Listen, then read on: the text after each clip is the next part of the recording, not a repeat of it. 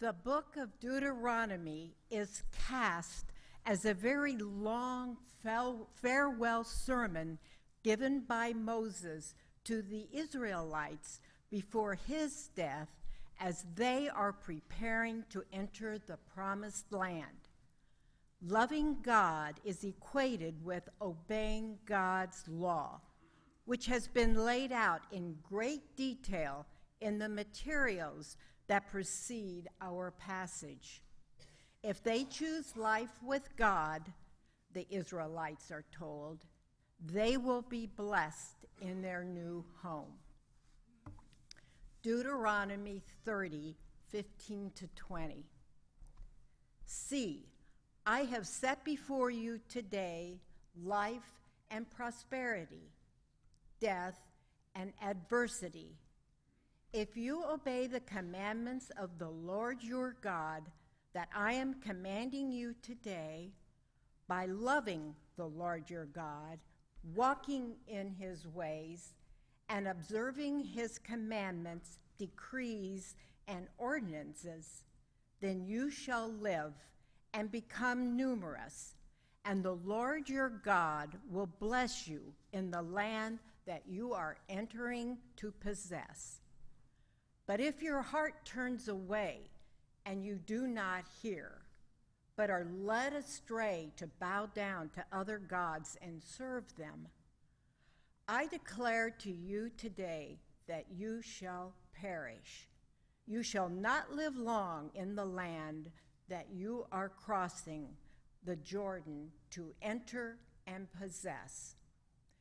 I call heaven and earth to witness against you today that I have set before you life and death, blessings and curses.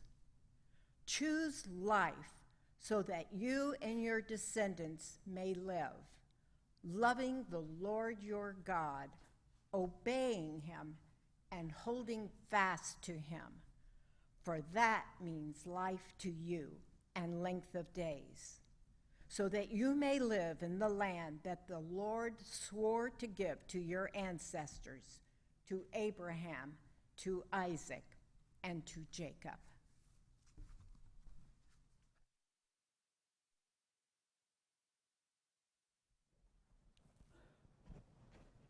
One of the joys of moving through Matthew in this lectionary year is that the lectionary chooses to spend a fair amount of time in the Sermon on the Mount.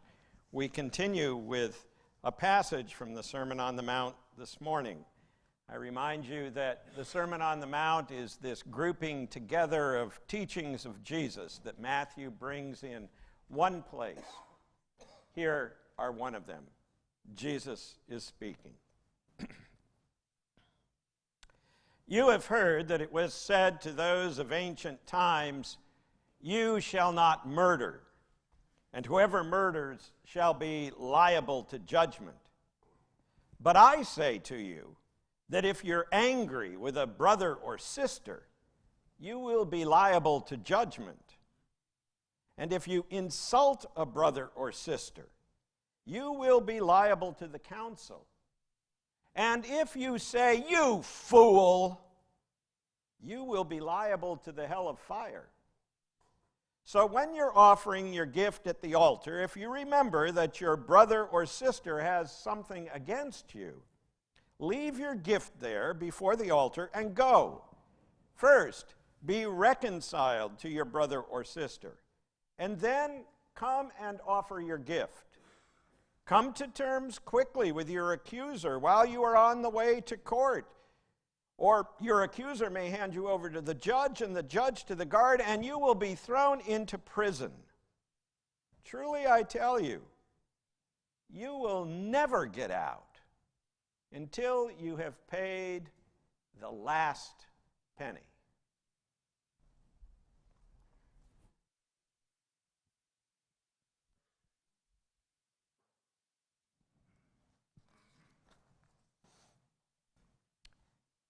Please pray with me.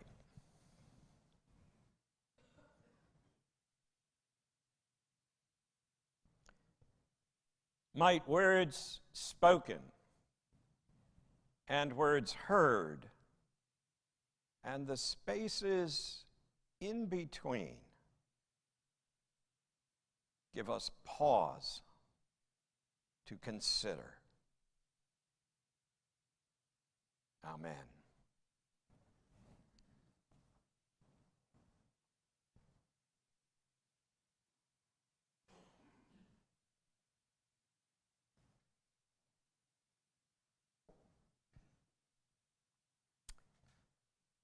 Most professors of homiletics would recommend that you not start a sermon talking about professors of homiletics.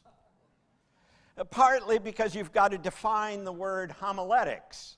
It means the art of preaching. My professor of homiletics was Dr. Walter Cook. Beyond that, most such folk would suggest it's not a very good strategy to open up your remarks with a mini lesson in Greek or Hebrew. But forgive me, Dr. Cook, that's just what I'm going to do. Our passage today from Matthew is yet another section of the Sermon on the Mount. It is part of a string of teachings that take on a similar structure, a similar format. In each of these teachings, Jesus begins by stating one of the laws found in the Hebrew Scriptures. In this case, thou shalt not murder. Then he expands and broadens its meaning, deepens its meaning. But I say to you that if you are angry with your brother or sister, you will be liable to judgment. And then Jesus offers an illustration of how one should deal with this broader, deeper understanding of the law. He speaks here about reconciling with the one with whom you are at odds. Which brings us to the Greek lesson. Reading this passage, hearing Jesus speaking out against anger, I don't know about you, but I can't help but quake in my boots. I mean, let's be honest. Who among us has never been angry? By the way, if you're out there, please. I want to know how you do it, brother. No, look, we all get angry. If you've ever had a teenager, if you've ever been a teenager, then you know about anger. And what about those in-laws? Two older women are talking about their grown-up children. One of them says, you know, my son got married 6 months ago, and I've still not visited him and his new wife, even though they live right next door. You haven't, says her friend. That's shocking. Well, says the first woman, I'm waiting for them to have their first baby. You are? How come? Well, everybody's happy to see a grandma. Nobody wants to see a mother-in-law.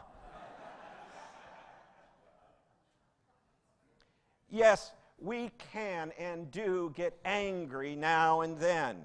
Some of us more than others. So these words of Jesus seem like an impossible challenge. For it feels like he's saying, if you get angry, you're doomed. But understand this. There are two words for anger in the Greek. The first word is thumos. Thumos is that angry feeling that suddenly flares up, like when you try to pull out into traffic on Periwinkle Way in the middle of rush hour. But once you're in the flow of traffic, that anger subsides, just disappears. That's not the kind of anger Jesus is talking about. He's not talking about thumos. You're going to get angry now and then. It's not a sin to have an angry feeling. The issue is, what are you going to do with the anger? Which brings up the second Greek word, the one that Jesus uses in this passage, orge. Orge is anger that goes deep, anger that is held too tightly. As William Barclay writes, it is the anger of those who nurse the wrath inside them to keep it warm. It is the anger over which people brood. Orge is the anger that leads to bitterness and resentment. Jesus isn't saying you can't have a flash of anger or you're liable to judgment. He's saying if you hold on to anger, if you fail to deal with it in a reconciling manner, you are indeed subject to judgment. It's important to remember that anger is a God-given emotion. It can be useful. It can point to something that is wrong or out of kilter. It can warn us of danger. It can help us understand when personal boundaries have been crossed. But when anger is allowed to foster, fester, boil, bubble, it can poison the very soul. The very soul. When someone lives with an alcoholic, they too are caught up in the disease of alcoholism. It's often called the family disease. It impacts everybody. When an alcoholic is actively drinking, he or she can engage in some infuriating behaviors. Missed appointments, jobs lost, health impaired, promises broken. The list sometimes goes on and on. Some of you know exactly what I'm talking about. For a parent, a child, a spouse of an alcoholic, it is very easy to be increasingly angry, to grow bitter and resentful. But that, sisters and brothers, that always proves to be as destructive as the behavior of the one who is drinking. Al-Anon is a 12-step program that helps family members and friends of alcoholics cope with the impact of alcoholism on their lives. Over the years, Al-Anon has developed a great deal of literature designed to encourage family members as they learn how to deal with the disease of alcoholism. One of the oldest of the Al-Anon books is called One Day at a Time in Al-Anon. It is a daily reader with short meditations for every day of the year. The reading for August 22nd deals with this issue of anger. If a sharp thorn or splinter pierces my hand, it asks, what do I do? I remove it as quickly as I can. Surely I wouldn't leave it there, hurting me until it festered and sent its infection throughout my body. Yet, what do I do with thorns of resentment and hatred when they pierce my thoughts? What indeed? What does one do to deal with the anger that festers? If you're on your way to make a sacrifice at the temple's altar, says Jesus, and suddenly remember you are angry with your brother or sister, first go to them and be reconciled. If you're on your way to church and you've got your offering envelope all set to drop into the plate when it passes by, and you suddenly remember you're ticked off with your neighbor and harboring a grudge, first go and set things right with your neighbor. Then make your offering. Of course, I know, we already took up the collection. We're no dummies. We didn't want you all to leave.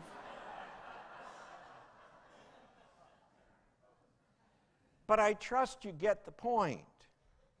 You can't be right with God unless you're right with your neighbor, period. And if you are all caught up in anger and resentment, being right with your neighbor is nigh unto impossible. And why? Because untamed anger can destroy a relationship. It can be as devastating as murder itself. Look, I know most of us here would never even consider murdering someone. Most of us wouldn't think of breaking the commandment, "Thou shalt not kill." Most of us would never take up a gun or a knife and do someone in. But our anger can be just as lethal to a relationship. You and I may never take a human life, but we very well might risk killing a relationship with anger. Don't allow anger to linger, says Jesus. Be reconciled. Certainly, we all have cause at one time or another to experience real anger. It might be anger due to the behaviors of an individual, a spouse who cheats on you, a child who constantly lies, a friend who gossips about you behind your back, a boss who makes you work overtime with no pay. Be reconciled, says Jesus. Don't sputter and fume.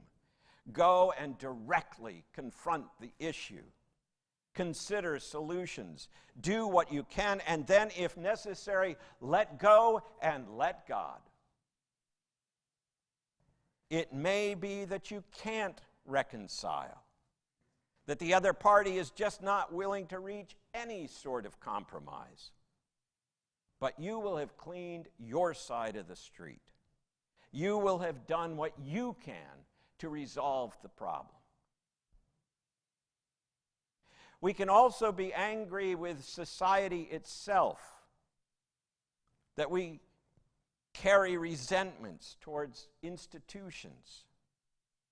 That too can fester and churn until it reaches a boiling point. That too can explode. We see that kind of anger all around us these days. Tweets and Facebook messages and Instagram posts just boiling over with hateful, spiteful language, cruel words, bottled up rage. And friends, it is taking a toll on the body politic. It is so tempting to fight back with equally vicious attacks, so tempting to lash out at the other, no matter who the other may be. But that's not the way, says Jesus. You must work towards reconciliation. You must seek solutions that work for everybody, not just a select few. You must reach out in forgiveness and love. Martin Luther King recognized the wisdom of Jesus' way of dealing with anger and resentment, and King certainly had more than enough cause to be angry, very angry. He had been threatened verbally, physically. He had been attacked. He had endured segregation and racism. He endured his family coming under attack.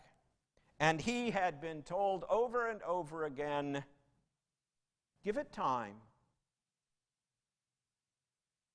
Give it time. But King refused to lash out. To meet hate with retaliatory hate would do nothing. he famously wrote, would do nothing to meet the need, but would intensify the existence of evil in the world.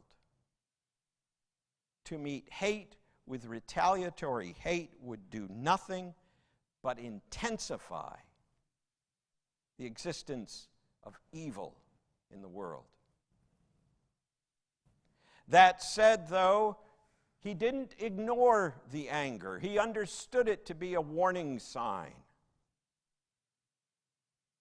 He didn't ignore those things which angered him and so many others. Instead, he confronted the problems head on with agape. That's another one of those Greek words. It means love. Love, as Dr. King wrote, that seeks to preserve and create community. What he called the beloved community. Love that works for reconciliation between individuals, between religions, between rich and poor, between black and brown and white, between all those who might be at odds with one another.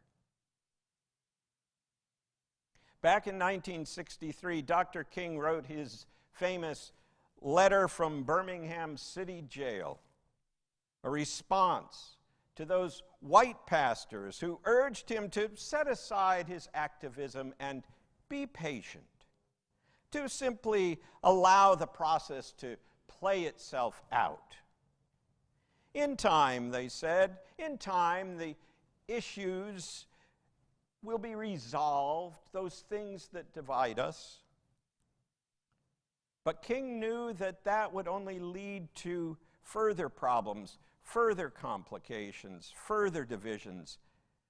I hope, he wrote, I hope the church as a whole will meet the challenge of this decisive hour. I hope the church as a whole will meet the challenge of this decisive hour.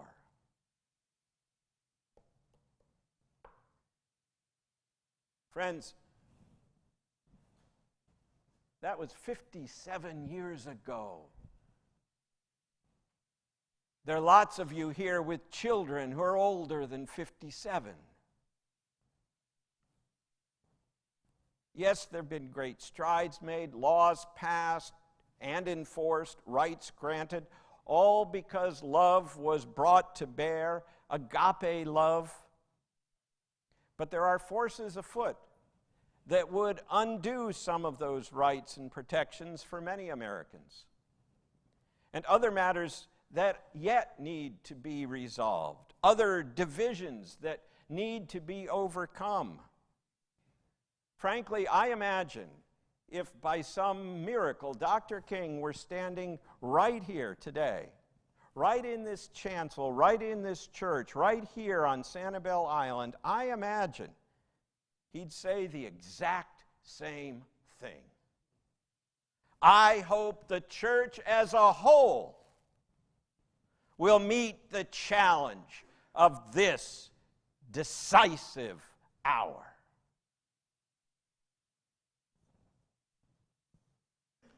The question is not, is there a challenge before us?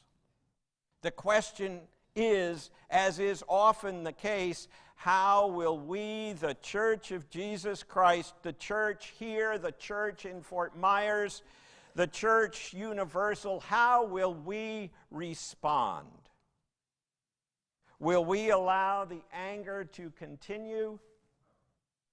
Will we allow it to foster and fester? Or will we meet it head on with the reconciling love of God? How will we respond? Amen.